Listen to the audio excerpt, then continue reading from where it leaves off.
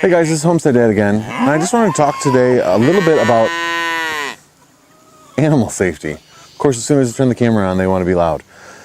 So when we first got animals, we got chickens, and when we very first got chickens, we didn't have roosters.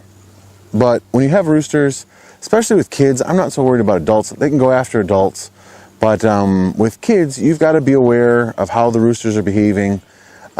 We've been very lucky that we had one rooster that was given to us by a friend who was aggressive, and that rooster had to go away. Other than that, the 3 roosters that we've had most recently have all been great with kids. They just kind of stay away from us, and that's fine with me. I'm not a kind of guy who, wants the rooster or any animal up in my, lap or anything like that. So the fact that they, kind of keep away, keep their distance, that's perfectly fine. The same thing with rams. So when we first got our first ram, it was a gift to us from a friend, and he was great. He was the kind of ram who he wanted to come over to the fence, and if you went in there, he came over there, and wanted to nuzzle up to you, which was great until breeding season, and at which point the switch got flipped, and he was protecting his girls. So I'd go in there, and he'd kind of come over by me, and he'd get close enough to me, and then he'd start backing up. And I knew that was when I was going to have a problem. So you have to be aware of your animals. The ewes are pretty harmless. They fight with each other a little bit, but they don't want much to do with us. But you get a ram who, the Shetland rams aren't very big, but say he's 150 pounds and he's a battering ram, that could be a problem. So let me show you what I made.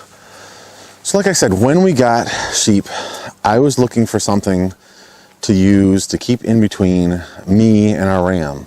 And this is what I came up with. I looked at a couple, like shepherd staffs online, but then I started looking at what I had on hand. And I had 3/4 inch conduit on hand, electrical conduit, and I had a bender.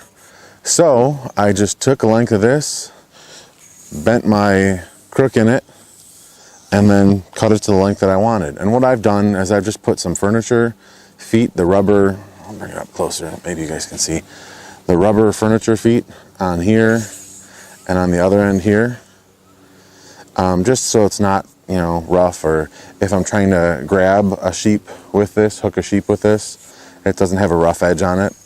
And then I just took some hockey grip tape and put it here, and I'd actually put one down here too, but this is really the only place that I need it. And it's worked pretty well. I've been in there when the rams are a little bit protective, and all I really have to do is put this end in the ground and keep it between me and them, and I'm perfectly safe. They're not going to go through this. They might bend it maybe if they hit it really hard, but they're not really looking to hit this. It more seems like it confuses them than anything. So if I put this here between, if you were the ram and I put this here, they kind of rear up to ram, but then knowing that this isn't what they want to hit, they kind of just back off for a second and try to get around it and get to me. So it gives me a chance to get to them. So that's what I use for the sheep, and it works pretty well. With regards to the cows, I just keep my wits about me. I'm probably right in the sun. When we first got Oreo, she was pretty freaked out. She hadn't been moved, I don't think, before we got her. So when we brought her in the trailer, she was really aggravated.